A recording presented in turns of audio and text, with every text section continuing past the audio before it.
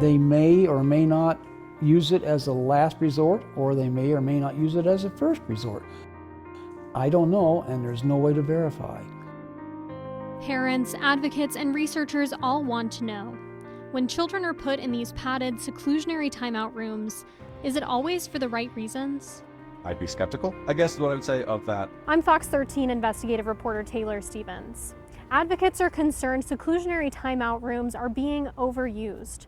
So we went to Utah charter schools and school districts to learn more about their policies.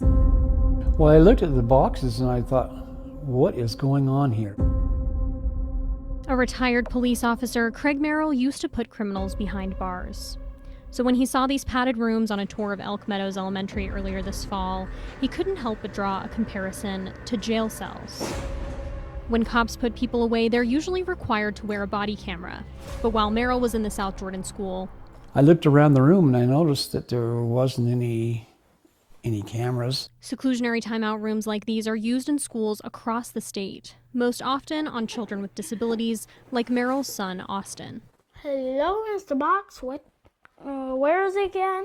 Do you see how this might fit this? Yeah. Yeah, so let's put that together, Katie.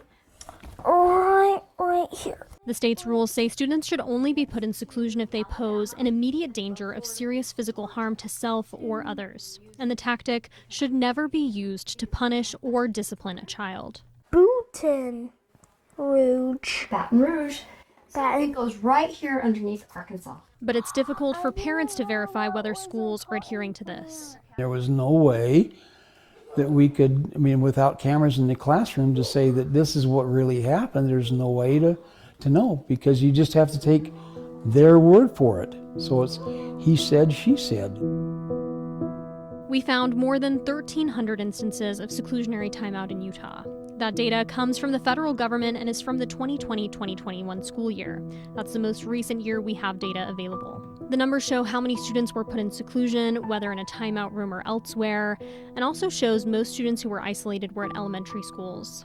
The data also provides demographic details, including the student's race and gender, and whether the child has a disability. Most of the kids that are restrained and secluded, they're not 15 and 16-year-olds. They're 6, 7 years old. But the data doesn't reveal the reason a student was put in seclusion. So the question you have to ask yourself is not to say this is impossible. There are absolutely situations that could be that high degree of potential harm. But how often is a 5 or 6-year-old really presenting the threat of a life-threatening situation? Not to say what won't happen, but it should be relatively rare. But experts say instances of seclusion are even more common than federal numbers suggest. A federal government watchdog calling into question the accuracy of seclusion data in 2020. The Government Accountability Office found significant weaknesses in data quality control made it impossible to accurately determine the frequency and prevalence of restraint and seclusion in schools. That means, for every instance of seclusion that was reported at the federal level, there are probably multiple instances that were not reported. Guy Stevens founded the Alliance Against Seclusion and Restraint after his son was put in seclusionary timeout in Maryland schools. He says sometimes it doesn't take much for a child to be secluded. I know kids that have been restrained and secluded for taking off their shoes and refusing to put them back on. I know a kid that was restrained and secluded for flipping a light switch off and on and not listening to the directive to stop doing it. He says those situations happen even in states that try to implement strict rules prohibiting seclusion. Even the states that have the strongest laws aren't necessarily doing better. It really comes down to practice, and it comes down to what people are doing and what people are doing instead. I'm Dr. Aaron Fisher, faculty in the school psychology program. Aaron Fisher, a University of Utah child psychologist, has worked with schools to reduce their use of seclusion and feels it's commonly overused. When you use seclusion, it is an immediate response, and so it may temporarily feel like it satisfies the need of the adults, but again, there's nothing happening for the children that's productive. Begin with the end in mind. Fisher believes it's most prevalent toward the end of the school year and when teachers are facing burnout. How many pencils? 1. 1 pencil. He wants to see more training on seclusion. It's not about crisis or safety management, it's about what's easy in this moment. Ashley Lauer, behavior specialist. She's with Utah's Board of Education. She says it's difficult to know whether seclusion is always being used in compliance with the state's rules. You know, that's really hard to speak to. But we do know of at least some examples of overuse. Spectrum Academy, which primarily serves students with autism, was previously investigated by the federal government for its use of seclusion. The U.S. Office for Civil Rights found in 2023 that one student had missed 14 hours of instruction while being restrained or secluded over a 2-year time period. Another student lost 13 hours of class time. Federal data from the 2020-2021 school year shows Spectrum Academy had the highest use of seclusion in the state, with 178 instances at its North Salt Lake school and 75 in Pleasant Grove. Spectrum responded to Fox 13 saying it is impossible to compare the behavioral challenges addressed at this school to any other institution, and that ongoing reviews of its practices, both internal and external, have led to, quote, demonstrated progress over the years, all to the benefit of our students. Item 4, monthly budget update as of June 30th, 2024. The Utah State Board of Education is one of the entities that helps provide guidance for schools on seclusion. Really what we're looking at is how can we support our districts and charter schools to ensure, right, again, the practices are being used properly, as well as, again, prioritizing the safety of our students. Districts are required under state board rules to have emergency safety intervention committees. Those are meant to monitor uses of seclusion and physical restraint and recommend additional training. Does the state exercise any kind of oversight over the way that this is being used? Yeah, that's a great question. So we're currently in the process of developing a process to monitor the use of, or the policies and procedures surrounding the use of seclusionary timeout.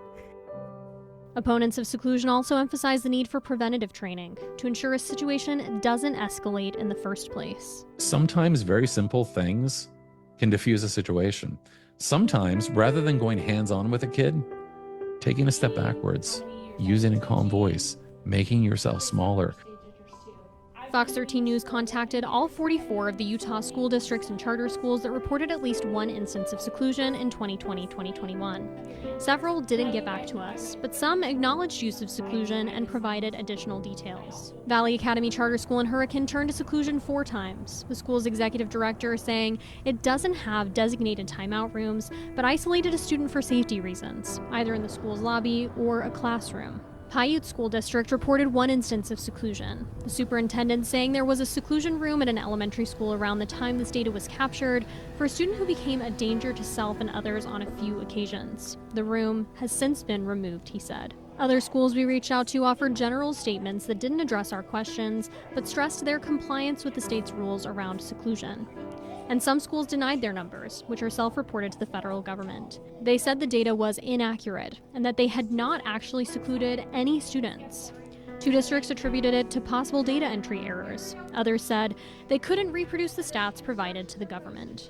So when you're looking at these publicly available data and then you have someone kind of deny these things, it feels almost in some way that there's like a worry that transparency will imply something or implicate them in some way. We also asked districts and charter schools whether they had seclusionary timeout rooms, and if so, if they'd let us in to take video for this story. None of them took us up on that request. Why is there not transparency? This is a public institution delivering this education. You can see a full list of the schools that reported at least one instance of seclusion in the 2020-2021 school year on our website at fox13now.com. Also online are statements from all of the schools and districts that responded to us. Reporting in North Salt Lake, Taylor Stevens, Fox 13 News, Utah.